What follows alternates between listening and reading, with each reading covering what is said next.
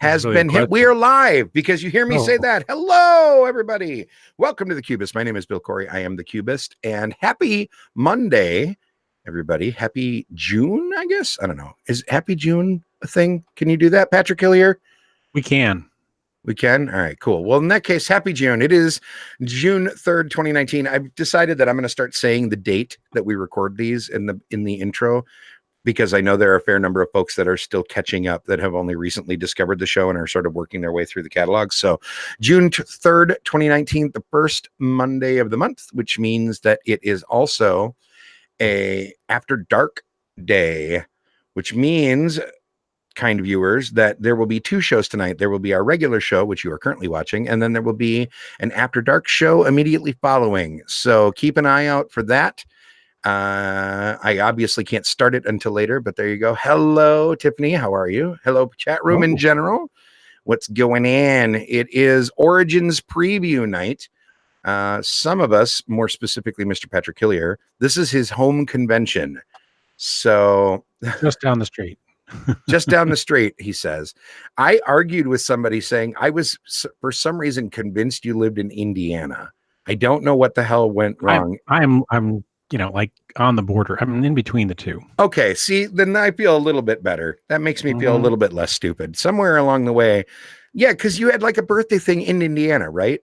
See, I'm not an idiot. I remember things. It wasn't in Indiana? Shit, I'm an idiot. All right. Oh, I've already sworn once today, too. Excellent. I got a swear word in before Kimberly even got here, so I'm calling it a win. All right, so anywho, we're talking Origins and the Origins Awards today is the idea. I don't get to go to Origins this year, but I do get to play games every once in a while. And as always, let's start off by talking about a game we have played lately. Patrick, we had a very busy conversation at the beginning of the show, in the pre-show, about other nonsense that I can't talk about yet. So we did not vet who was going to talk first. So I'm throwing you under the bus. You get to go first. And as always, I am prepared with. I know you are. That's part of why I feel okay going to you. Go for it. Dino World, the Kickstarter, showed up on my doorstep this week. It is, for those of you who don't recall, 2 or 3 Gen Cons ago, there was a roll and write contest as part of the Gen Can't event that was that occurred, and I did a very poor showing and attempt at doing the Gen Can't roll and write, and it was 2 years ago, according to Tiffany, and the winner was this game, and I tried it out. They published them all. They're all available on BGG as things you can print out, and it was pretty good. So then they I forget the name of the company. Sorry, Alley Cat Games picked it up, polished it up, added some add-on components, some solo rules, and some other things, and turned it into a well-polished, something you could buy through a Kickstarter. And I think this is an improved version and worth picking up. So this is a kind of a simplified version of Dinosaur Island-ish thing. So you've got a little grid, you roll some dice, you're using those to make paths.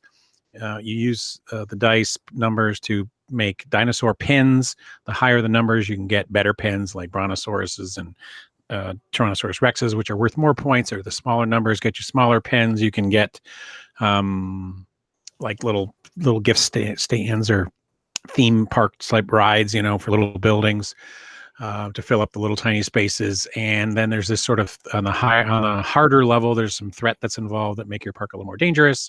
So you got to offset that with some security. So it's very kind of similar to Dinosaur Island. But that sounds extremely similar to Dinosaur Island. It does actually, yeah. Like every single part of this is lifted straight out of that game. It could very well be. And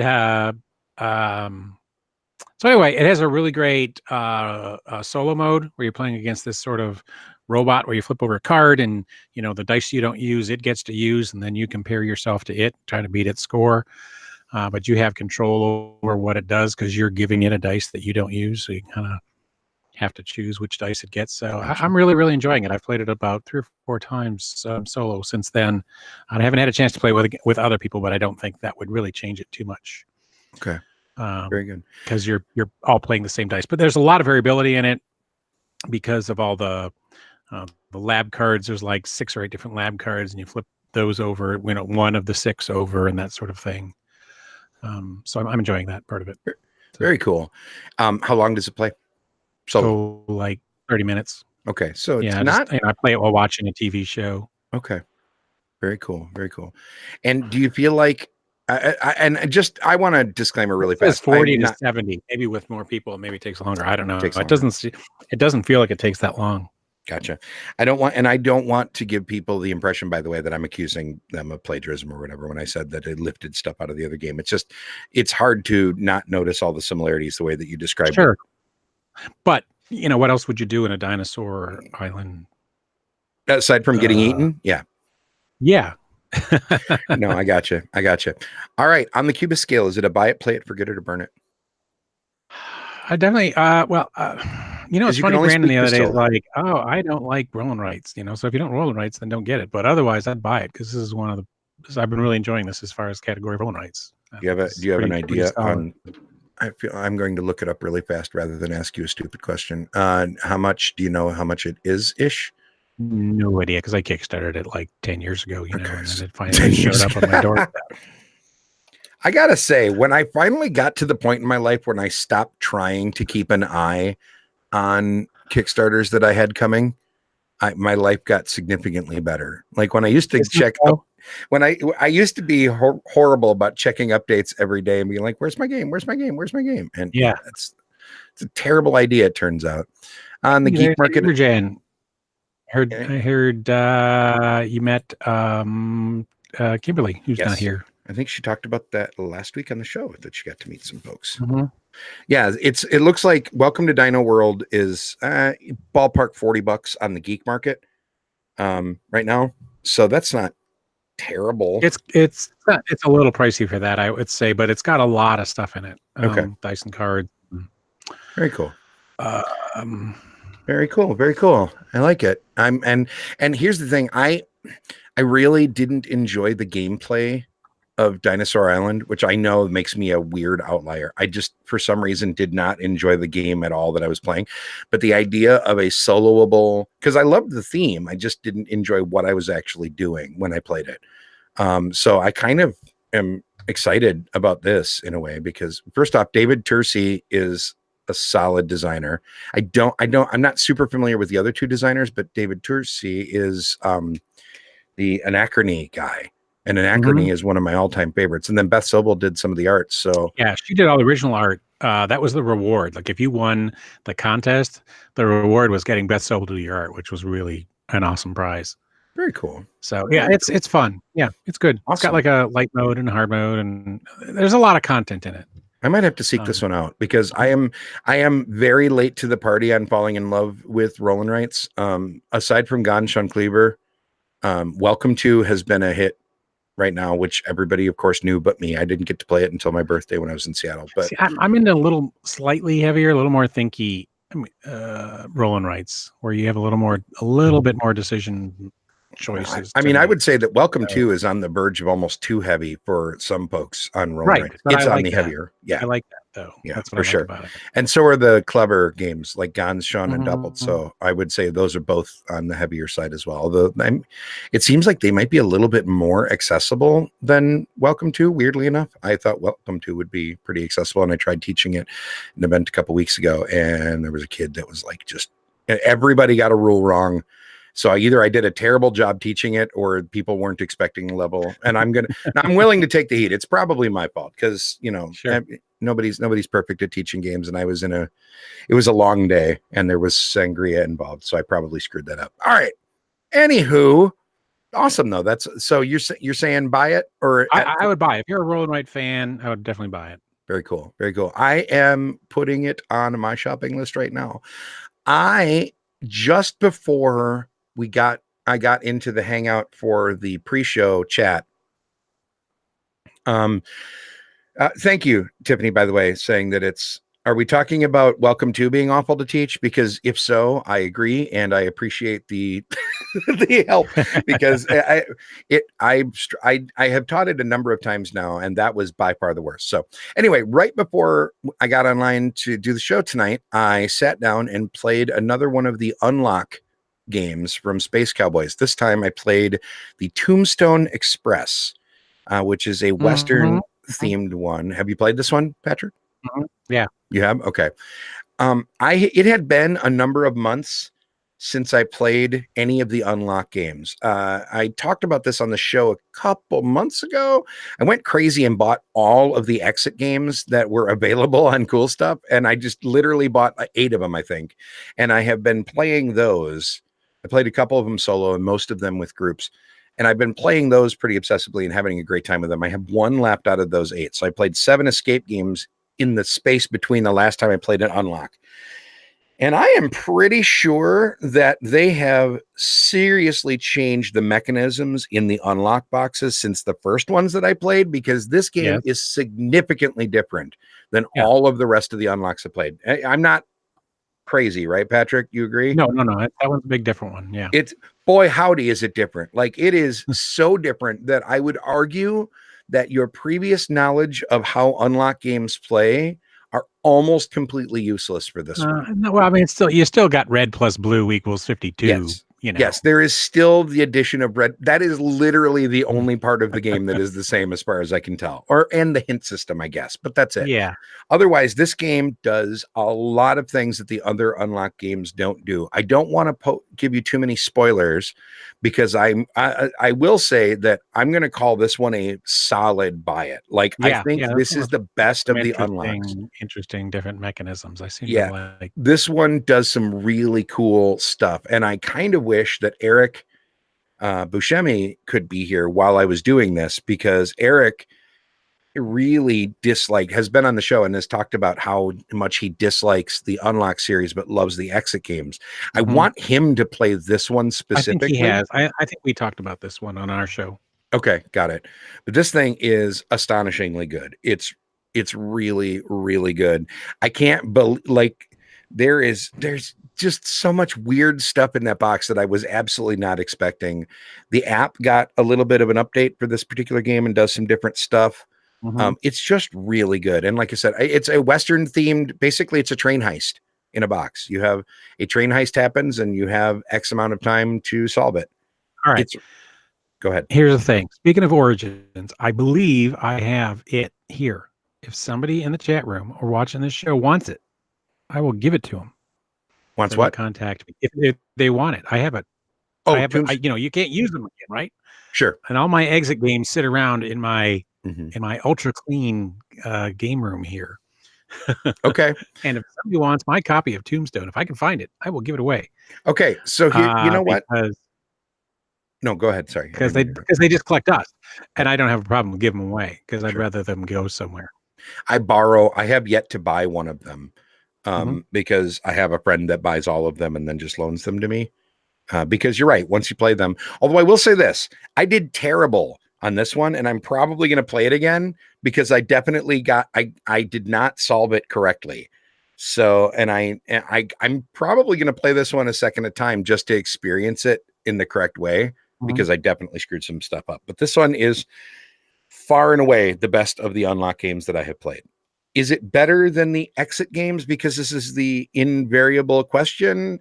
It's better than some of the exits. I will put this head and shoulders above 2 or 3 of the exits that I played. There were a couple of them that were just abjectly terrible. Whatever the crappy one was at the North Pole was like straight up bad. That one was crap. And there were a couple other ones that I wasn't super in love with. But this one I really liked. So this is a solid buy it or / borrow it. But let's avoid that. Patrick is willing to give this out. So I'm going to call out. I got a remarkably underwhelming response last week, chat room viewers, lovely viewers who we adore so very much. We asked for your picks for who you think is going to win the Spiel des Jahres award. And I know that I'm pronouncing it wrong. I don't want to hear any crap about that. So send the Cubist podcast at gmail.com. Compose an email. It's not that hard. I promise you can do it with your picks for the Spiel and the Kenner Spiel award.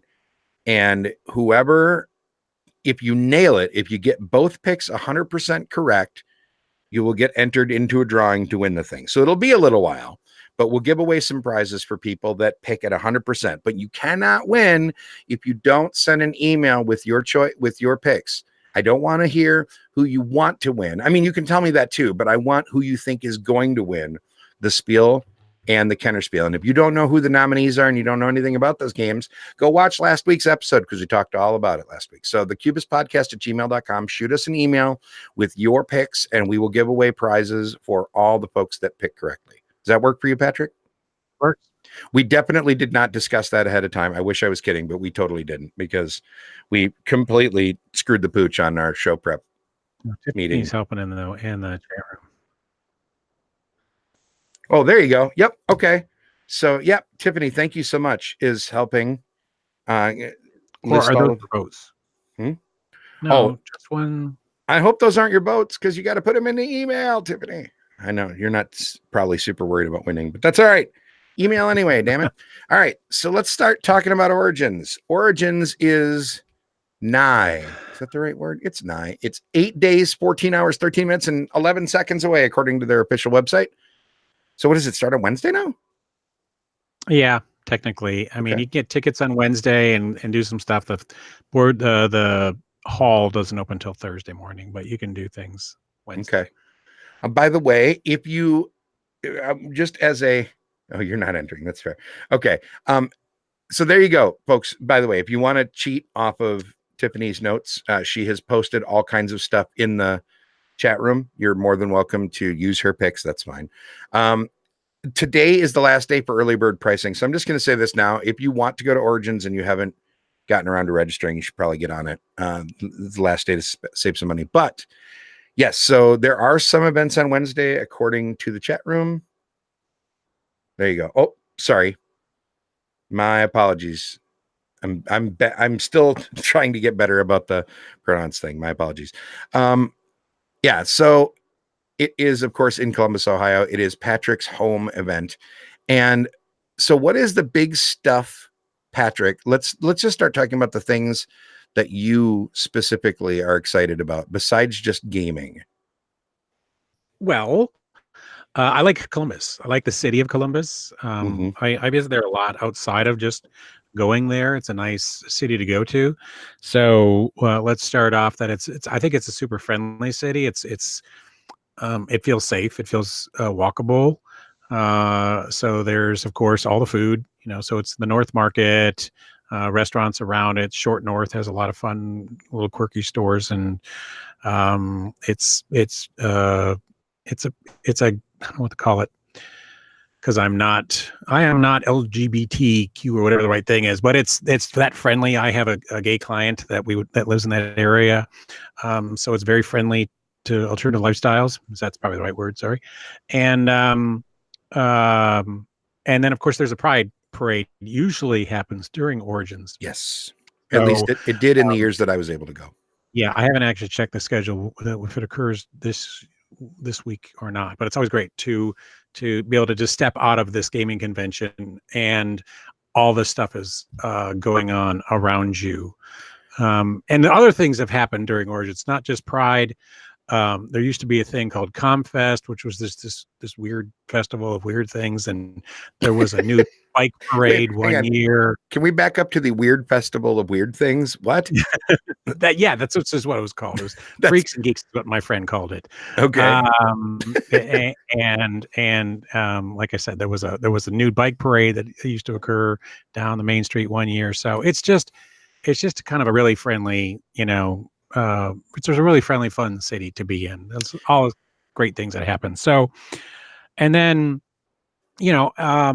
like any other convention, it's a meetup of your friends. It's summer camp, so you're going to see all your friends and give hugs. If you're open to that sort of thing and just hang out and play games, So, but it's there's a lot of meetups that happen. Of course, Punchboard Media has one Friday at 9:30. We'll get that plug in early. Because hang on, we might as well do it now before Chad gets here. Because the Cubist is a proud member of Punchboard Media, where we all bring something to the table. Ha ha! See, take that, Chad. And we He's not will even in the chat be room yet. we will be in the Unpub room just like we were last year. I just don't know if that's in the same location. It's at 9:30. And as long as Tiffany's here, I know Haba is bringing the giant rhino hero, which I am super stoked to see being played. So last year I played miniature super rhino hero. Wait, what? Hold So on. I played regular super rhino hero Okay. at the Punchboard Media Party, but they're bringing giant rhino hero. So help me out here. For those of us uninitiated, there is Rhino Hero. Correct. There is Super Rhino Hero. Yes. Which is like the cards are just like huge tarot-sized cards, right? Yeah, exactly. And they stack up in a different manner, and you hang these monkeys off the edge. Okay. And then this is the gigantic sized version of that game. Imagine with that little card below the face behind you, that whatever that thing is behind you on the face. They're about that size. Okay. Yeah. That? Or, no, the one below the face. There's spaces everywhere on this wall, sir. Yeah, that. What's below the big That's a folder. face? That's a folder. They're that big. Okay, there you go. I would say they're about that big if I'm guessing. I'm like, what the hell are you looking at? So I've seen videos of people, they have to stand on chairs to be able to make the tower. Okay. Of the regular Rhino Hero. That is the only version of that game that I have a chance in hell of being any good at, because I'm old and I have fingers like knockwursts. Yes. And regular Rhino Hero is just frustration in a box to me. Like, I want to love that game, but my fingers just don't do that crap anymore. Exactly. But something where I could stand on a chair and maybe just. There she goes. I'm sorry, what? She typed in the chat room. It's giant Rhino Hero. There we go. Yeah. I also want to jump back to a thing that you said earlier. Back in my Concred days, when I was a regular contributor to the Dice Tower, one of the things that I used to hammer on a lot, and whenever people ask me because of those days, like if I had to give one tip besides the 6-2-1 rule, which is always going to be the first thing I advise everybody. The second rule is to always leave the convention for some amount of time. Always get out of the convention, take an hour or two and go do something cool in the place that you are in that is not a place you are usually in. And Columbus, far and away, one of the best cities for that particular rule. Because Columbus really is a delightful city. And for the record, I would strongly advise going to see the Pride Parade as well, because it's awesome. I always make a point of it. Hey, we summoned him and he only took a little while to get here. Hello, Eric Buscemi. How are you? Hello. Yes, my wife got home she was supposed to get home hours ago from work, but she got home just as the show was starting, and I didn't want to be rude and just be like, "Oh, hey, I'm going down to the basement." That's no problem. I don't want to sleep on the couch tonight. We invoked your name once already, because I reviewed an unlocked game that is better than some of the exits that I played. The Tombstone Express one. That is one of my favorites. That's one of my top 3. So good. I just played it like literally right before I got on the call. So I actually recently just played Squeak and Sausage. And I like that one too. And the other No Side one. And a lot of people online I saw didn't like those ones, but I figured it out. Once you get in the mentality that it's like a Looney Tunes cartoon, it totally makes sense. Yep. If you're playing it like you're playing something else, then it doesn't. But agreed. It doesn't have that realism factor. Yeah, but that's okay. That is all right. I don't know. I can hear Eric just fine. Eric? No, he just sounds a little muted. Okay. I mean, to be fair, we were listening to him on his cell phone 45 minutes ago. So at this point, really, there's nowhere to go but up. So we're good. Very good. All right. So back to Columbus, though. Yes, I strongly advise I always advise getting out of the convention whenever you go to one and exploring the area around you. And Columbus is the best city that I have ever been to for that specifically. Back in my days of working as an exhibitor every year, and there were a lot of years of that, Origins was always the show that I looked forward to the most, because I loved the city. I loved the space itself. Like, just the convention space is actually pretty okay. The tables are terrible. I know that this has been an ongoing. They're getting better, but they are getting better. They're learning. Yeah, they are. No, the area was great last year. People were complaining about it. I mean, open play. You either ask Eric. Open play was fine last year. It was fine, but it was tiny. It was tiny, but it's growing. We'll see what they do this year. But they did say they're tripling it. But I think people have a misconception because it was basically one small conference room in a hotel. Yeah. And by that I mean like a room that's like double the size of a hotel room. Right. So it's like 3 or 4 tables if you're lucky, right? No, it had like 12 tables. Oh, okay. So now they're saying they're tripling that. So that means 36 tables, which is like not as many tables as most, small local conventions.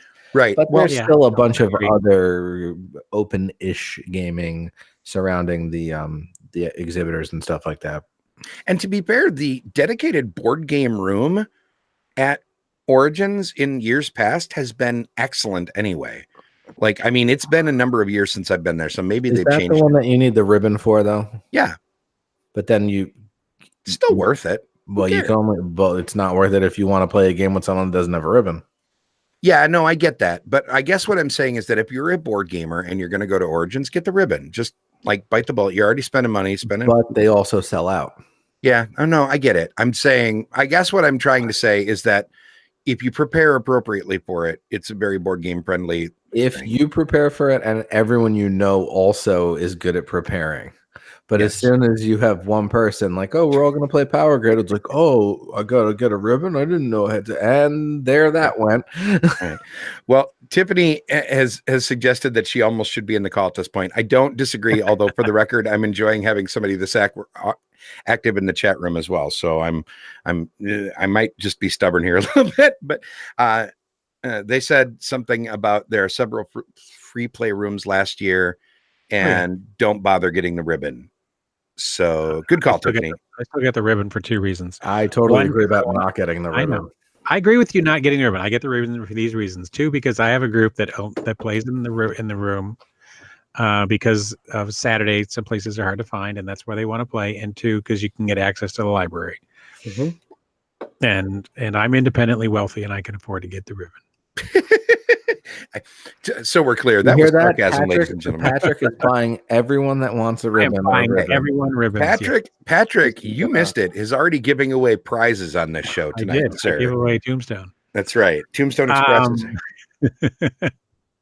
Anyway, I want to talk about food for a minute. Circling back, a couple pro tips. Get Open Table app on your phone before you go. So you'll go out and there'll be these long lines, and you'll go into Open Table and you will find like restaurants.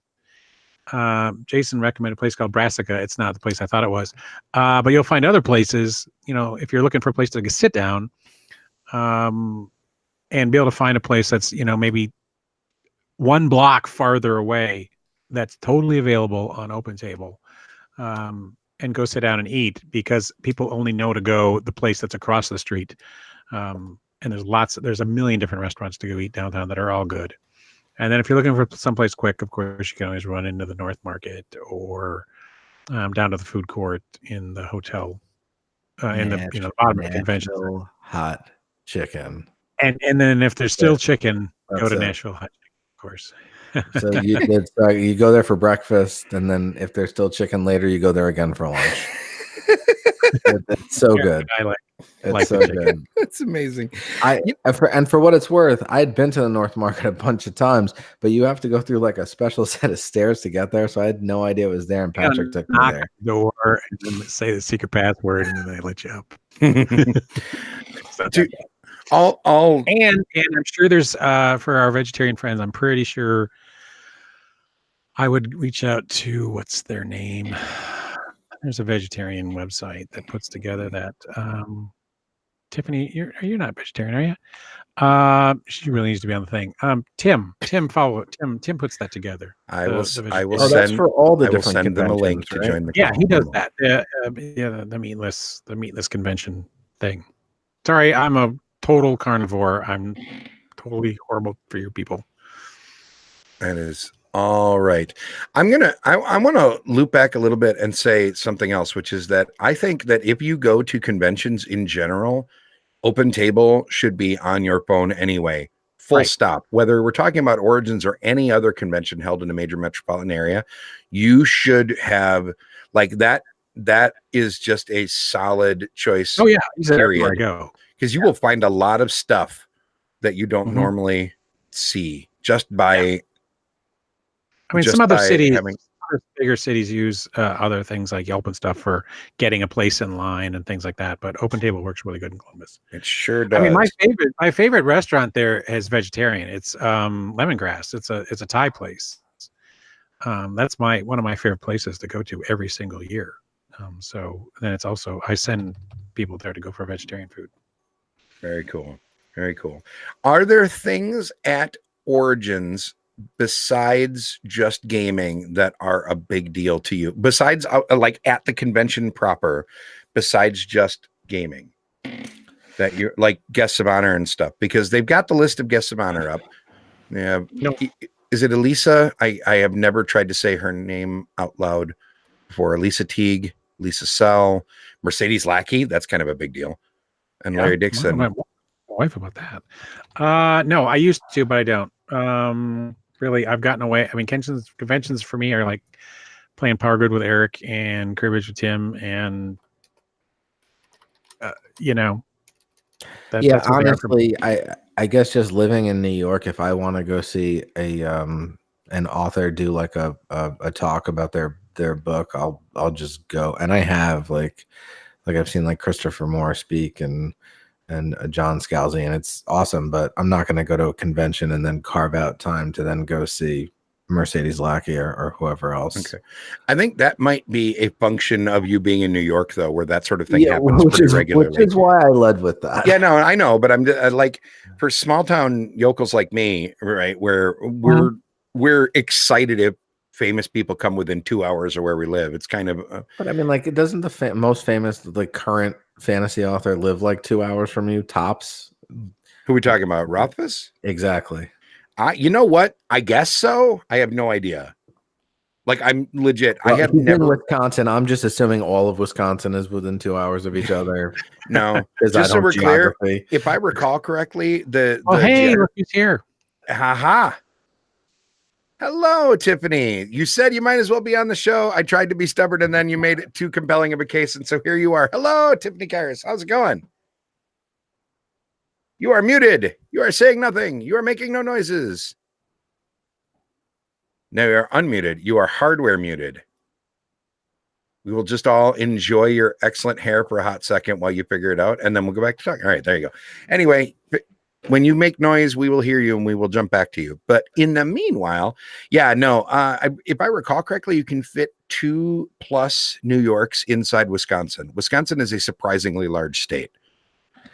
Yeah, it's Googling that. It is on. If I recall correctly, it's something like that because New York has, well, and New York and Wisconsin have something in common, which is that the vast majority of the population is centralized in a very small area. It's much smaller in New York than it is in Wisconsin. But Wisconsin is a very large state by, like, it is in the upper half of the states in size by a comfortable margin.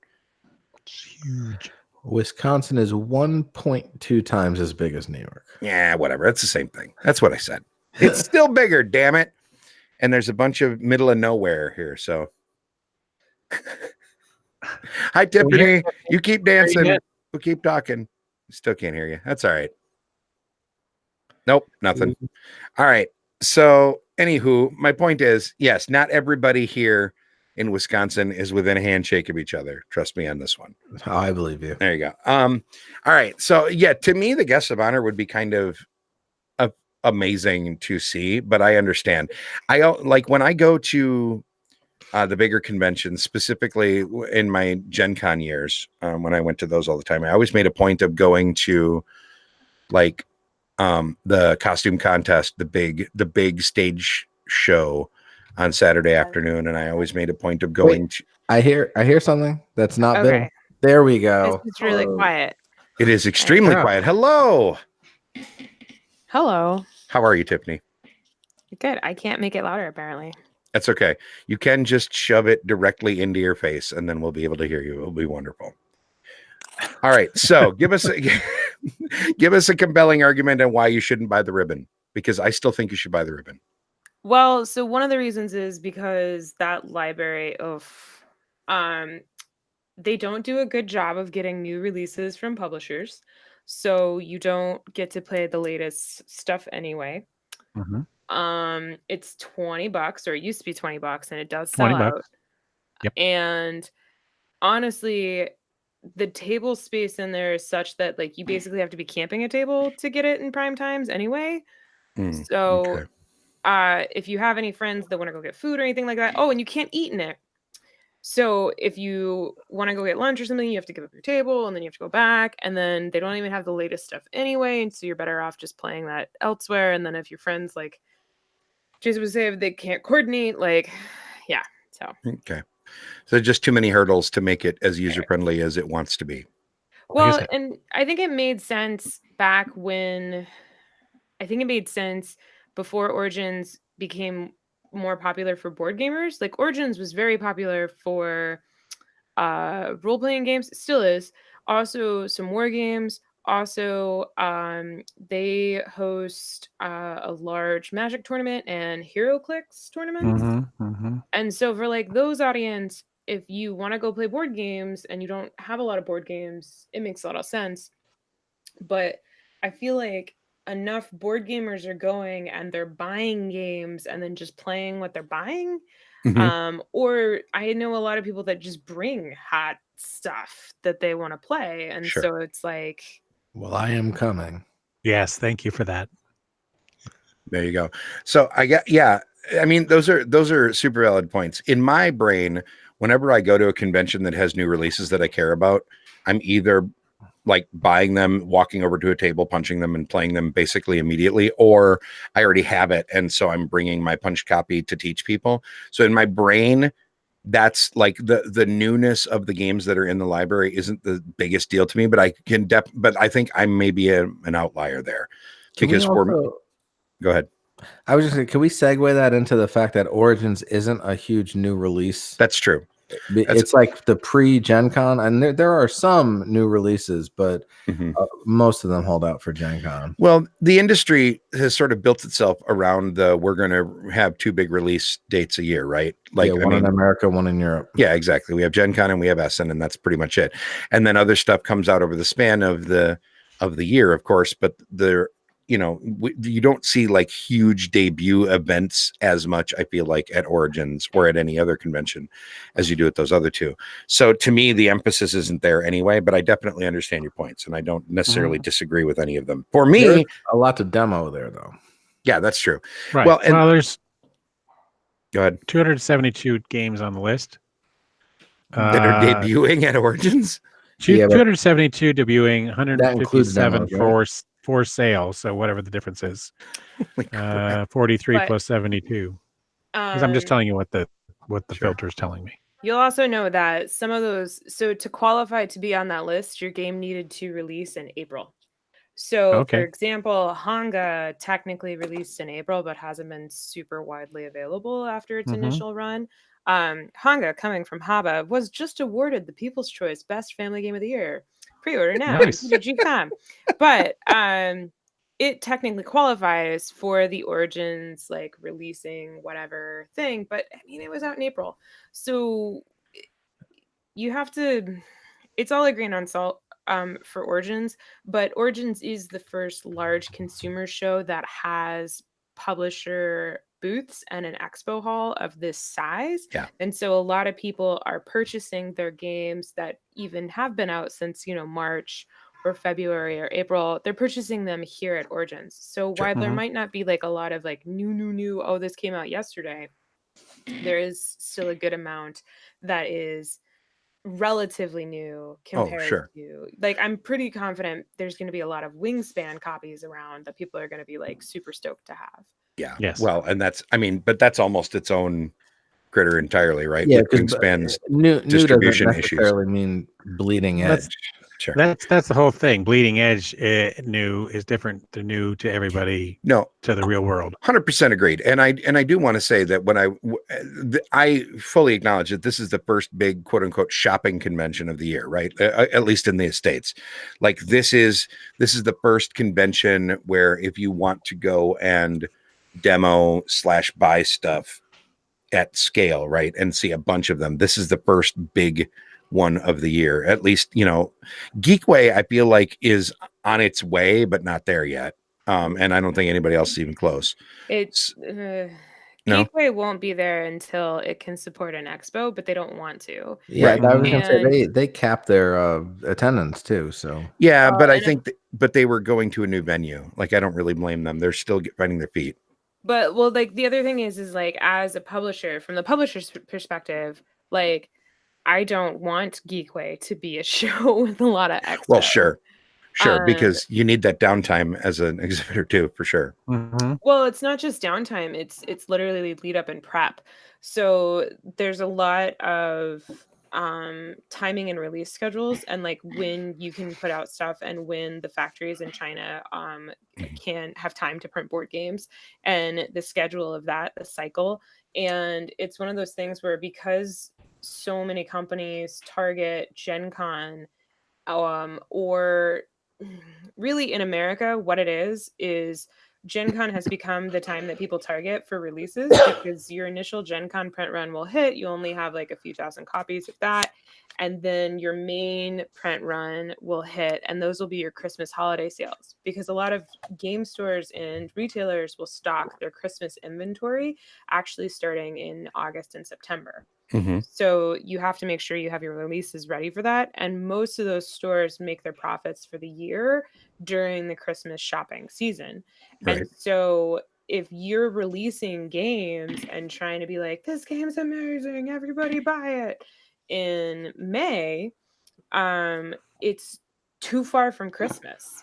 So Sure. not as many game stores are going to order it, because not as many game stores will move product in the summer months. Or I apologize. I think maybe I misspoke.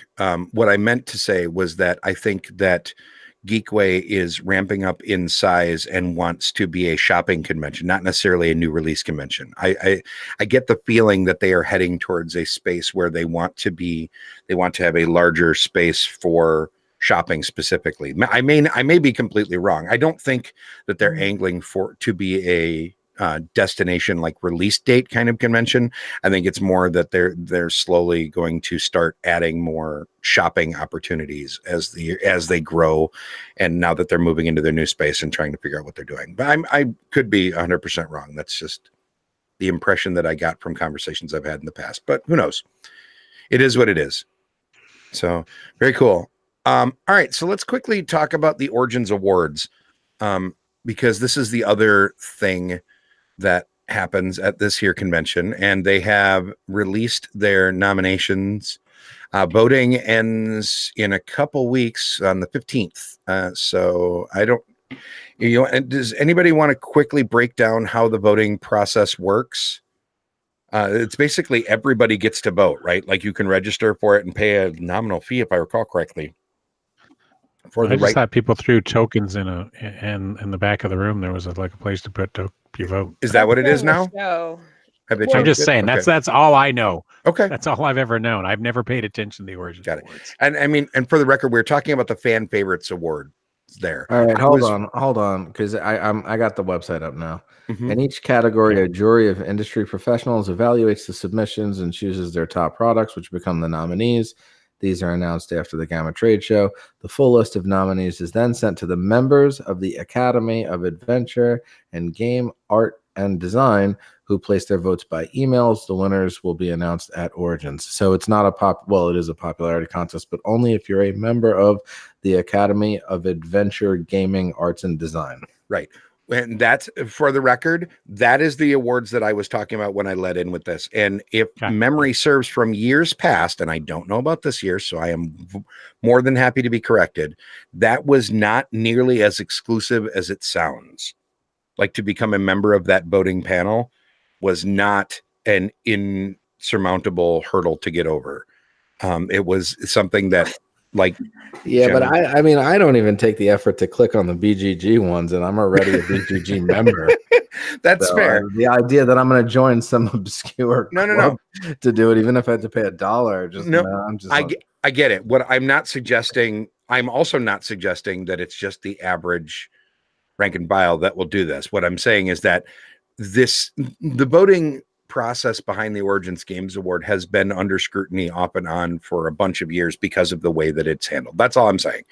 And that it is not like, if you want to be part of that voting process, it's not impossible to do. And there have been certain publishers that have gotten the word out to get the vote out, as it were, in the past. But having said all of that, let's throw all that aside. And I apologize for bringing that up. Let's talk about the nominees.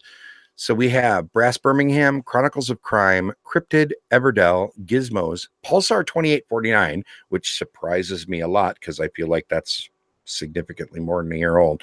Rising Sun, Root, and Space Base.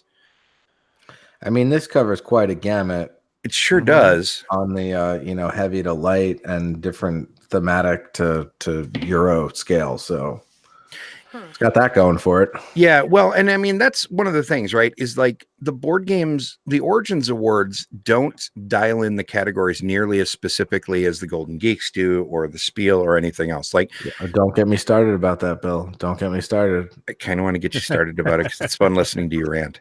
So I feel like, on Pulsar, sorry, I was just looking it up because that was weird. So Pulsar released technically at Spiel Essen 2017, but did not have a US release until 2018, thus qualifying it, I guess. Oh, it's the opposite of the SDJs then. I guess. Okay. Weird. That's weird, though. I don't... That is super weird because, well, I mean... it's still late. yeah, like that just feels... I mean, first off, as I consider that my favorite game of 2017, I'm really happy to see it on this list because I think it is a wonderful, wonderful game that maybe hasn't gotten as much love as it needs. So I'm excited to see it get back into the spotlight. But I bought it at BGG in 2017 and played the hell out of it. So that just feels super odd. I feel like Space Base is almost in the same category, right? Like Space Base is at least a year plus old, isn't it? Space Base came out in 2018. Yeah, but not even been later 2018. I think that was their Gen Con release. Okay, it was. So I played it for the first time at the Gaming Hoopla 2 years ago, 2018, which is held in May. And so, I mean, I played it there. So it's 1 year ago. Yeah. Okay. So in 2018, I'll buy it, but year. It feels like older. I got it last July at Craig's birthday. Okay. I'm just saying it feels like it's older than that in my brain, but that's just because it's been a year plus, and it feels like longer than that. So, okay. So yeah, so we've got some pretty light stuff like Gizmos, which is a excellent entry-level like resource management kind of game. And then we've got some pretty heavy stuff. I would argue Root and Pulsar 2849 are both pretty heavy, as is Brass Birmingham. And Rising Sun. Yeah, and I haven't played Rising Sun, so I can't speak to that one at all. So we've got sort of a couple spots in the middle here. Cryptid is on the lighter side from what I understand. I haven't played it, so I guess I don't really know. I don't know. What do you think about this? Like, first off, excusing the fact that it is sort of the shotgun approach to nominating games, right? Like everything we like is here, if you can get past it, which is fine. There's nothing wrong with that. But how do you rank Gizmos against Pulsar 2849, right? Like those games, they both have boards, and that's about where you know what I mean? Like it just feels like they're so different. And then, I mean, throw in Chronicles of Crime, which you need a cell phone app, and it has the 3D, crime scene thing going on. Like that's a totally different animal. Yes. Well, so I always felt that the Origins Awards was less about like, is this a good game, and more about like, is this an interesting thing in this space? And I feel like each of these games, when you look at it from that perspective, does have something to bring to it in regards to it did something unique in the industry of board gaming. So Brass Birmingham, the Roxley edition, they went crazy over the top with the production quality and the art, and they revitalized an older release in a very unique way. Chronicle of Crimes has the app integration. Cryptid managed to do a essentially almost like asynchronous, like hidden item game where there isn't a single person controlling where the hidden thing is, because normally in games where everybody's searching for something, one player has to hide it, but they manage to make the game hide it for you. Everdell, I don't want to talk about. Gizmos has an interesting mechanic with the marbles and the deal. I mean, it's with the 3D display thingy. Yeah. Pulsar. Oh, it's been 2 years since I played it. It's the feldiest feld that ever felded, according to Brandon Kemp. But it's by Vladimir Sushi, so that's interesting. Exactly.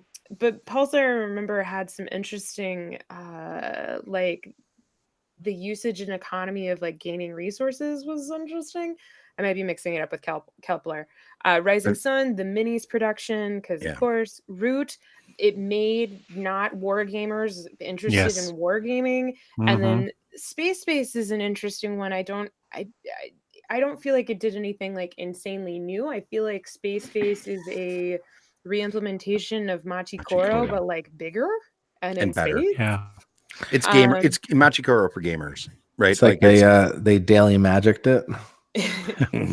Well, I don't say that in a derogatory way. I just feel like that's Daily Magic's thing, is they take an existing thing and they just they try and improve upon it. Sure.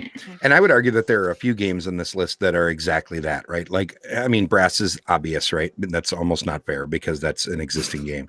But Gizmos, in my humble opinion, is taking the cool visuals of Potion Explosion and the good mechanics of, let's say, a Splendor, and kind of mashing them into one box and saying, hey, look, we made a really good game all out of it. Like, and I think the Space Base is the same way. It's hell, you could even make that argument for Root, like, you know, because the Vast wanted to be a really cool asynchronous game, or asymmetrical, sorry, wrong word.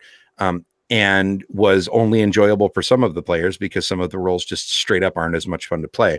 Where Root, he learned from his mistakes and said, hey, how about we make it so that way everybody has something cool to do? And the best framework to do that is a card-driven war game.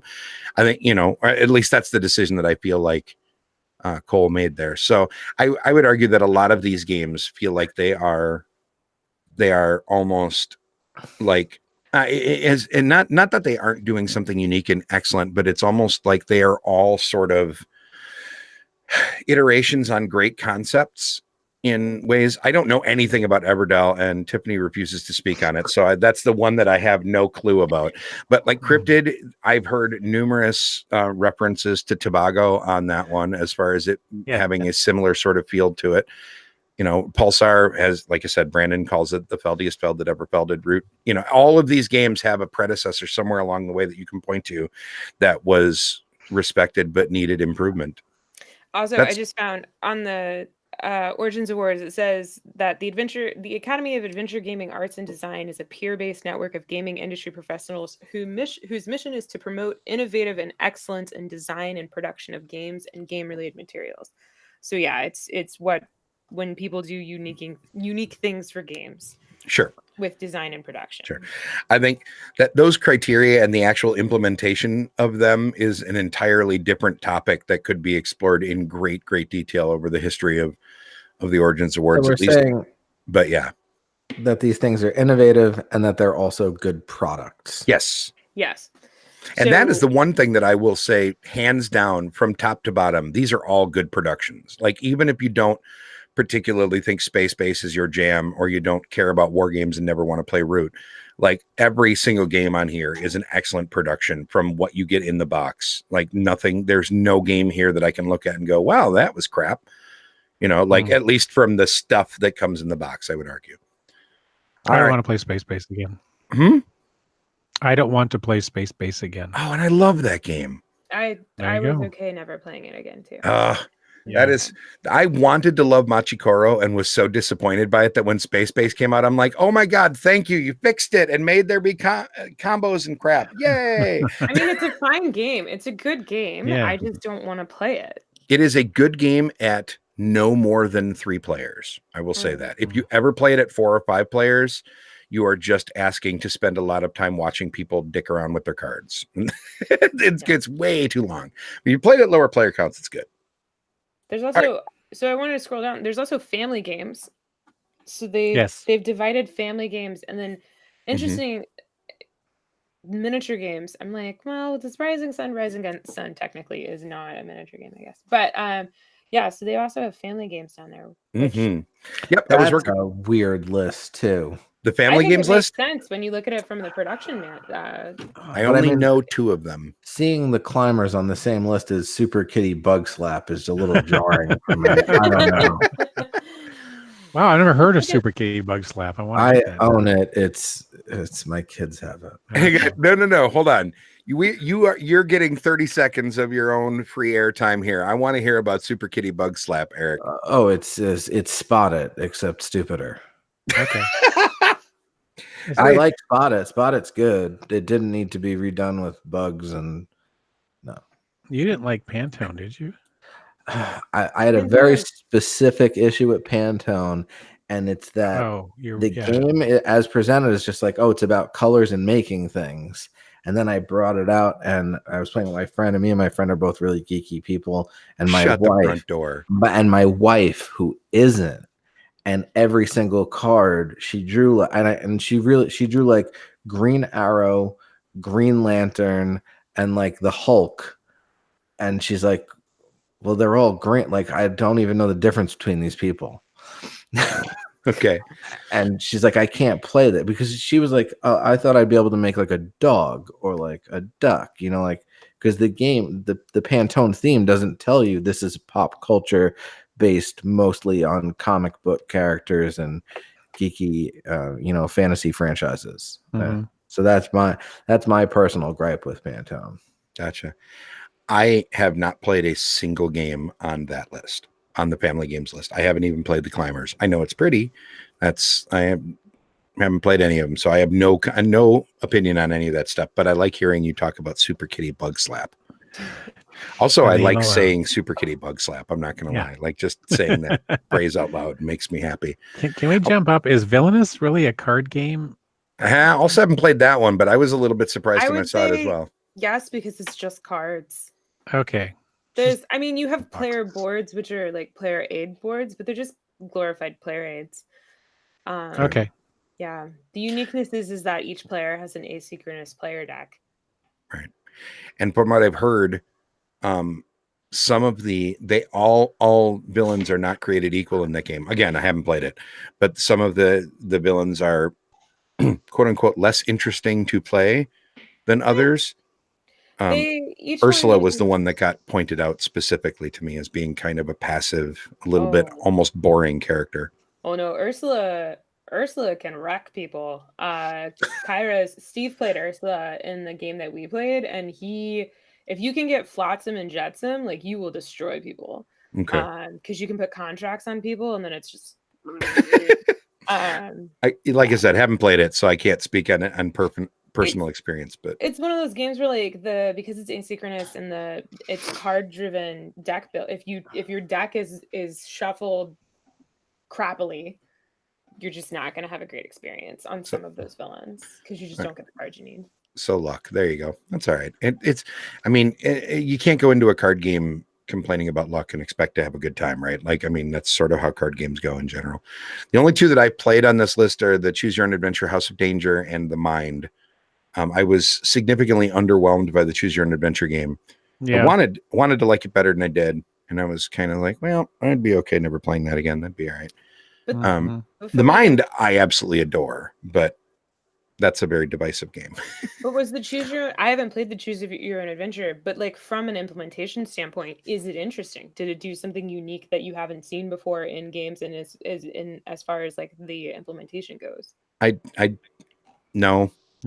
I don't feel like it did. I don't think they gamified it very well. Yeah. It was a fun recreation of a story, of the story. The story was interesting, but it was just flipping cards. Right. But here's okay. So some dice. We'll go down this rabbit hole a little bit. Right. Here's the deal with House of Danger. If you are of a certain age, like I am, where you remember reading the Choose Your Own Adventure books when they came out, and it was a big deal, they preserved some of that in that they have the retro artwork, and they've got the slightly clunky reading, and there's the whole, okay, do you want to do this or do you want to do that?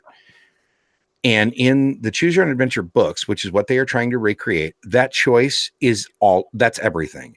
In this game, they add die rolling, and did you roll high enough to mate this thing without failing too many times such that you lost progress on this track, which you needed to have in order to get this thing? And it gamified it too much, I think. If you just made it into basically like an unlock or an escape or something like that, where you are telling a story in an interesting way through cards and whatever, I'm down. As soon as you start adding the extra gamification to it, it sucks too much of what it's trying to do away. Yeah. And it makes it into too much of a game, and that's not what you want. This needed to be implemented more like an unlock game than it was, and I think that's where it fails. Just to say one nice thing about it, I just want to say that I love when you read those books as a kid, you kept your finger on the page when you made the decision. Yes, they do keep that. Yes. Right. And it's not like the books don't tell you to do that, but everyone did it. Because if you flip the page and it's like you died, you're like, I just spent 15 minutes. I don't want to die. I'm going to go back and go the other way. And the game did use a mechanical way to preserve that. I don't remember what it was. Just like if you died, you just go back to card 52 or whatever. That actually makes me wonder, the graphic novel books that Van Ryder Games put out last year, why aren't those on this list? Because those are like 100%. Awesome. Yeah. I was I'm a big fan of those. Because those aren't card games. Well, no, but they would count as like a game. Sure. Family game or something, maybe. Oh, man. And again, I hate to keep hammering on this, but I think that the Origins nomination, well, the nomination process less so much, but I think the voting process here rewards certain styles of game publishing over others for very industry specific reasons, which is, it's like I said, its own conversation. I think I would argue that that's probably why. Let's just say that from my years in the past of working in the industry before I kind of stopped, there was definitely some stuff about the Origins Awards that could have been structured better and still should, in my opinion. But so I would argue that that's probably why you won't see a Van Ryder getting nominated in this sort of thing, because I agree with you. That is a better choice than this, but it doesn't qualify in the way that they want things to qualify here. My humble opinion. Anyway, my point, I don't want to be super negative about it though, because this is a big deal for all the games that do get nominated. And I'm really happy to see so many really good games, especially in the just straight board games category. I'm really excited that Pulsar's getting a nod. I'm really excited for Root and hell, everything on there except for maybe Everdell, which I haven't played and Tiffany refuses to speak on. I don't know anything about that one, but other than that, it's from Game Salute. There you go. Right. I mean, the only positive thing about that is you can make a Twigs and Berries joke, and then we'll move on from that. So fair enough. All the Twig and Berry jokes will probably wait for the After Dark show, which we have to do in a few minutes here. So there you go. We haven't even talked about games we're going to buy. Well, because I assume you're just going to buy all of them, Patrick. You declared that you were independently wealthy earlier in this very show, so I'm just assuming. He DM'd me and said that he was going to buy me all of the new graphic novels from Van Ryder because he's independently wealthy. Well, see, there you go. I'm just going to Origins to draft off Patrick. Patrick, as soon as I meet my deductible, after Geekway, we'll be all right. Fair enough. Go ahead. No, I was good. We're gonna put a bow on this. We're gonna put a bow on this and talk about board games. We're gonna put a bow on this one and switch to After Dark. So, Tiffany, thank you so much for joining us. Do you want me to shoot you a link for After Dark? You want to swear with us, or? No, I'm gonna go have dinner. There you go. Go have dinner. Thanks for joining us. Just jump in so I could stop alt tabbing to the chat room. See you at Origins. Looking forward to Rhino Hero giant version. And for all of you that are lucky enough to go to Origins, I hope you all have a fantastic time. We're going to do one more show between now and then, so we'll get one last chance to say goodbye to everybody. But in the meanwhile, have a great, if you're not joining us for After Dark, then I hope you have a fantastic week of gaming. If you are, stay tuned. You should see the link up on YouTube pretty much now-ish, and we'll get the show on the road. Boys, I will send you a link in just a moment. Thanks so much, everybody. Have a great week of gaming. We'll catch you next time. Be good. Bye. Bye.